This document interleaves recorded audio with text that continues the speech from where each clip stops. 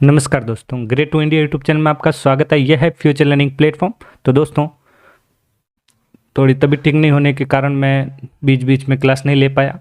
तो दोस्तों, आज का सेशन स्टार्ट करते हैं। वेरी इंपॉर्टेंट, जो कंप्यूटर मेमोरी से रिलेटेड टॉप लेवल के क्वेश्चन रहने वाले हैं। तो आज के हम इस सेशन में 25 MCQ करेंगे, जो मोस्ट इम्पोर्टेंट, जो मेमोरी से रिलेटेड रहेंगे दोस्तों। तो चलो, आज का पहला क्वेश्चन क्या कह रहा है? निम्नलिखित, पहला क्वेश्चन देखिए आराम से। निम्न में से कौन सा कथन यहाँ पे गलत है? मतलब यहाँ पे जो फॉल्स कथन जो है वो आपको यहाँ पे बताना है। तो देखिए, मुख्य मेमोरी की तुलना में गौण मेमोरी, मतलब यहाँ पे कहा जाता है जो सेकेंडरी मेमोरी है, मुख्य मेमोरी की तुलना में सेकेंडरी मेमोरी जो सीमित भंडारण क्षमता होती है। फिर दे रखा है सेकेंड पॉइंट जो दे रखा है वो क्या दे रखा है कि भाई डी रैम एस रैम से धीमी होती है। तो डी रैम जो होती है एस रैम से धीमी होती है। तो ध्यान रखें, तो यहाँ पे देखा जाए तो यहाँ पे सिर्फ ओनली फॉर फर्स्ट कथन जो दे रखा है वो यहाँ पे ट्रू होगा, मतलब फॉल्स कथन होगा। और सेकंड जो है अपना यहाँ पे एक ट्रू कथन है, क्योंकि डी रैम जो होती है एस रैम से धीमी होती है। तो देखा जाए तो सही आंसर रहेगा केवल फर्स्ट जो है वो है फॉल्स। नेक्स्ट, निम्नलिखित में से कौन से कथन सही है? तो यहाँ पे जो कथन जो सही है वो आपको यहाँ पे बताना है। तो यहाँ पे सही कथन, तो सबसे पहला क्या कह रहा है? प्राइमरी मेमोरी को एक्सेस टाइम सेकेंडरी मेमोरी के एक्सट्रीम टाइम से ज़्यादा होता है। तो यहाँ पे देखा जाए तो ज़्यादा नहीं होता है, क्या होता है यहाँ पे, मतलब यहाँ पे ध्यान रखना है, तो ये कम होता है। तो यहाँ पे देखा जाए तो ये क्या हो गया? गलत। समान संग्रहण क्षमता के लिए डी रैम और एस रैम की तुलना में सस्ती है। तो बिल्कुल राइट। तो यहाँ पे देखा जाए सही कथन रहेगा केवल सेकंड, सही आंसर डी रहेगा। तो सही जो है आंसर डी रहेगा इसका। Next, third number, case memory के लिए मुख्य रूप से निम्न में से किसका उपयोग किया जाता है? तो केस मेमोरी में जो है मुख्य रूप से किसका प्रयोग किया जाता है? तो यहाँ पे जो यूज किया जाता है वो किया जाता है एस रैम का। किसका यूज किया जाता है? S RAM. एस रैम जो है क्या है? रैम के ही टू पार्ट है, जो एक है डी रैम और दूसरी जो है वो है S RAM. Very important point है, ध्यान रखें एस रैम और डी रैम के बारे में।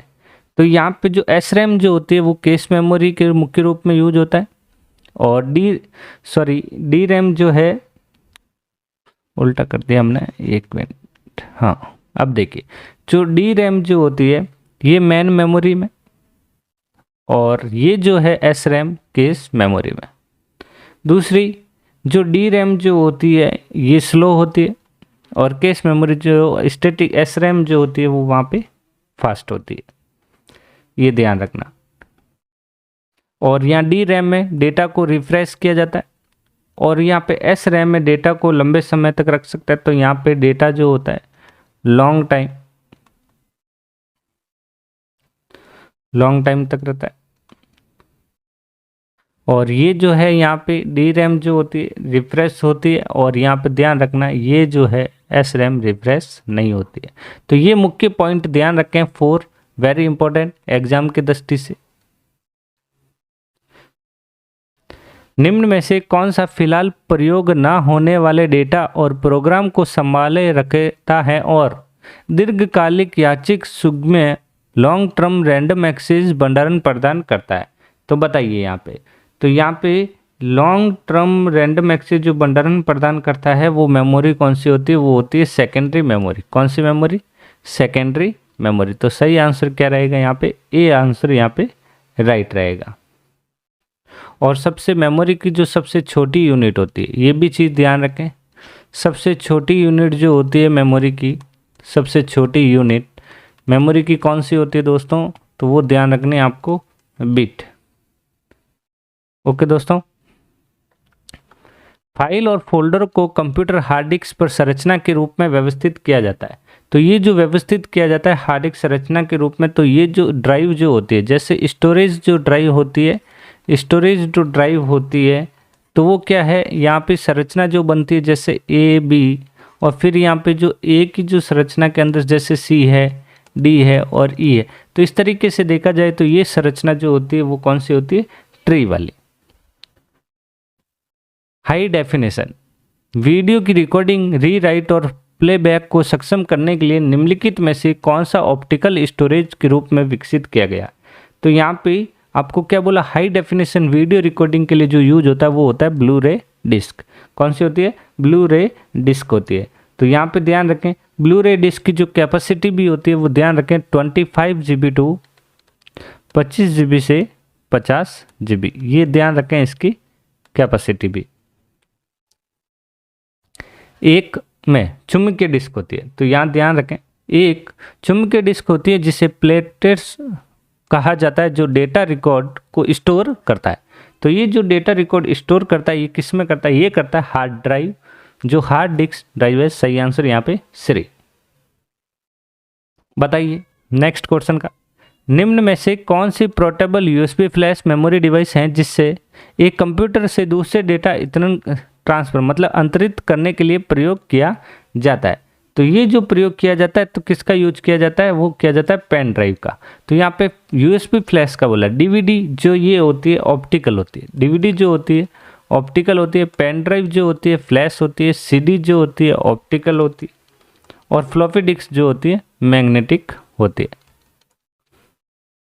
नेक्स्ट, निम्नलिखित में से कौन सा 1 और 0 डिवाइस ब्लॉक डिवाइस हैं। तो ये जो ब्लॉक डिवाइस जो होते हैं ये कौन सा ब्लॉक डिवाइस है, जो इनपुट और आउटपुट कहा जाता है। यहाँ पे इनपुट आउटपुट है सर दोस्तों, यहाँ पे ध्यान रखना इनपुट और आउटपुट।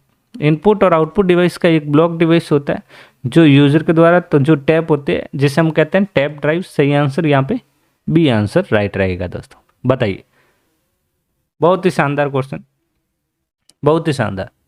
तो यहाँ पे गीगाफ्लॉप्स क्या इंगित करता है बताना है। शब्द टू गीगाफ्लॉप्स क्या इंगित करता है वो बताना है आपको यहाँ पे।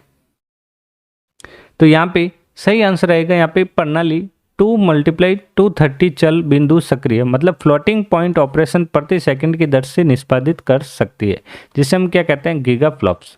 सही आंसर रहेगा इसका दोस्तों डी।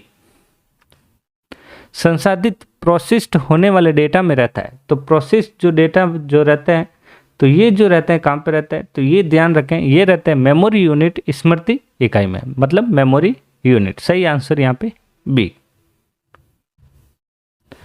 निम्नलिखित में से कौन सा वॉलेटाइल मेमोरी है। तो यहाँ पे मेमोरी के बारे में ध्यान रखें, वॉलेटाइल मेमोरी तो मतलब बिजली जाने के बाद जो डेटा चला जाता है उड़ जाता है वो किस में, वो होती है वॉलेटाइल मेमोरी रैम।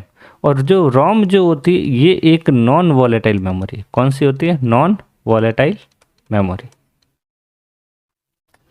इकाई प्रोसेसर की नकल करने में सक्षम और वास्तव में प्रोसेसर से सिस्टम का नियंत्रण करने के लिए, तो सिस्टम का जो नियंत्रण करने के लिए जो मेमोरी यूज होती है वो होती है यहाँ पे डायरेक्ट मेमोरी एक्सेस। ध्यान रखें डायरेक्ट मेमोरी एक्सेस। सही आंसर यहाँ पे डी।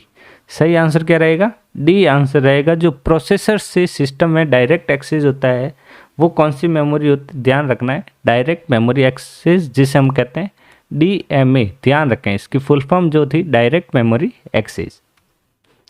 निम्न में से कौन सी रैम की विशेषता नहीं है। तो रैम की जो विशेषता नहीं है वो बतानी। तो जो रैम जो होती है वो क्या है, तेज भी होती है, महंगी भी होती है, छोटी भी होती है, लेकिन उच्च बिजली खपत नहीं होती। सही आंसर यहाँ पे सी। अस्थिर मेमोरी जिसे हम वॉलेटाइल मेमोरी का उदाहरण है, तो अस्थिर मेमोरी जो वॉलेटाइल मेमोरी का जो उदाहरण है वो कौन सी है, वो मेमोरी है रैम। ध्यान रखना वेरी इंपॉर्टेंट, रैम जो होती है वॉलेटाइल मेमोरी है। तो सही आंसर रहेगा सी दोस्तों। बताइए 16 क्वेश्चन का आंसर दीजिए दोस्तों। सीपीयू द्वारा क्या पूछा यहाँ पे, सीपीयू द्वारा किस मेमोरी को सीधे उपयोग नहीं किया जाता, इसके बजाय इस मेमोरी से प्राप्त डेटा पहले, ध्यान रखें प्राप्त डेटा पहले ही यहाँ पे तंड में लोड होता है, मतलब यहाँ पे सीपीयू में लोड होता है और फिर प्रोसेसर को भेजा जाता है। तो यहाँ पे जो सीपीयू है तो यहाँ पे जो सिस्टम जो होता है उसमें जो लोड होता है तो वो मेमोरी जो होती है वो होती है सेकेंडरी मेमोरी। सही आंसर ए। सेकेंडरी मेमोरी को अन्य किस नाम से जाना जाता है, बताइए किस नाम से जाना जाता है। सेकेंडरी मेमोरी का अन्य नाम जो है एक्सटर्नल मेमोरी के नाम से जाना जाता है। सही आंसर यहाँ पे ए रहेगा। तो सेकेंडरी मेमोरी के नाम ध्यान रखें। देखो सेकेंडरी मेमोरी भी कहा जाता है इसे। एक और नाम ध्यान रखना है आपको, एक्सटर्नल मेमोरी भी ध्यान रखना है, बैकअप मेमोरी भी ध्यान रखना है, एक्सक्लूसिव मेमोरी ध्यान रखना है और स्टोरेज वाली मेमोरी भी ध्यान रखें। तो ये सारे नाम जो होते हैं इसी के हैं सेकेंडरी मेमोरी के अन्य नाम। बताइए फ्लैश मेमोरी की एक विशिष्ट प्रकार जो है फ्लैश मेमोरी। तो फ्लैश मेमोरी जो होती है वो इलेक्ट्रिक प्लस होती है, जो कौन सी होती है, तो यहाँ पे वो होगी EEPROM। सही आंसर यहाँ पे बी रहेगा आंसर राइट। बताइए बहुत ही अच्छा क्वेश्चन। निम्नलिखित में से क्या संग्रहण युक्तियां जैसे स्टोरेज डिवाइसेस के सही क्रम में उनके स्टोरेज साइज के अनुसार बढ़ते क्रम में बताना है। मतलब यहाँ से आपको बढ़ते ही क्रम में बताना है। तो सबसे पहले क्या आएगा यहाँ पे, सबसे पहले आएगा यहाँ पे रजिस्टर। क्या आएगा, बढ़ते क्रम में दर्शाना है तो यहाँ पे स्टोरेज एक्सेस तो रजिस्टर, फिर केस, फिर रैम, फिर हार्ड डिस्क और फिर ड्राइव। सही आंसर यहाँ पे सी रहेगा दोस्तों। डायरेक्ट मेमोरी एक्सेस एक जैसी तकनीक है जिसमें सीपीयू, ध्यान रखें, जिसमें सीपीयू एक निष्क्रिय है और डेटा ट्रांसफर में कोई भूमिका नहीं निभाता, कोई भूमिका नहीं निभाता। तो सही आंसर रहेगा यहाँ पे डी। मेमोरी के मामले में इसकी सबसे तेज से लेकर धीमी, सबसे धीमी गति के संदर्भ में निम्नलिखित में से कौन सा कथन, यहाँ पे आपको कौन सा ऑप्शन सही है वो बताना है यहाँ पे। तो यहाँ पे देखा जाए तो केस मेमोरी, फिर यहाँ पे आएगा प्राइमरी मेमोरी और फिर आएगा सेकेंडरी मेमोरी। सही आंसर यहाँ पे सी रहेगा दोस्तों। बताइए 22वें का आंसर बताइए दोस्तों। उस मेमोरी यूनिट का चयन करें जिसका एक्सेस टाइम सबसे कम होता है। सबसे कम एक्सेस टाइम किसका होता है, वो होता है केस मेमोरी का। सही आंसर यहाँ पे डी, सबसे कम। और सबसे ज़्यादा जो होता है वो ध्यान रखना है, कम होता है जो मेमोरी जो तेज़ होती है और जो मेमोरी धीमी होती है उसका ज़्यादा होता है। तो ये भी चीज़ यहाँ पे पॉइंट नोट कर लीजिए। जो मेमोरी, ध्यान रखें, मेमोरी तेज़ होती है तो एक्सेस टाइम कम होता है। यदि मेमोरी जो होती है, मेमोरी यदि तेज के बाद मेमोरी यदि धीमी होगी तो एक्सेस टाइम क्या होगा, ज़्यादा होगा। निम्नलिखित में से कौन सा वाक्य मेन मेमोरी के बारे में गलत है। तो यहाँ पे मेन मेमोरी के बारे में गलत। तो देखते हैं, सेकेंडरी मेमोरी की तुलना में मेन मेमोरी तेज होती है। बिल्कुल राइट। एक कंप्यूटर मेन मेमोरी के बिना चल सकता है, नहीं, गलत, नहीं चल सकता। तो सही आंसर यहाँ पे बी रहेगा, गलत ऑप्शन ये यहाँ पे। 24 बताइए निम्नलिखित में से कौन सा सेकेंडरी स्टोरेज डिवाइस का उदाहरण है। सेकेंडरी स्टोरेज डिवाइस इसमें कौन सी है, वो है CD ROM। सही आंसर यहाँ पे ए रहेगा। नेक्स्ट, कौन सी मेमोरी एक्सटर्नल डिवाइस का प्रतिनिधित्व करती है, वो है यहाँ पे सेकेंडरी मेमोरी। सही आंसर यहाँ पे ए ऑप्शन राइट रहेगा दोस्तों। तो दोस्तों ये थे मोस्ट इंपॉर्टेंट 25 MCQ। मिलते हैं नेक्स्ट क्लास में जल्दी। तो आज के लिए इतना ही, थैंक यू।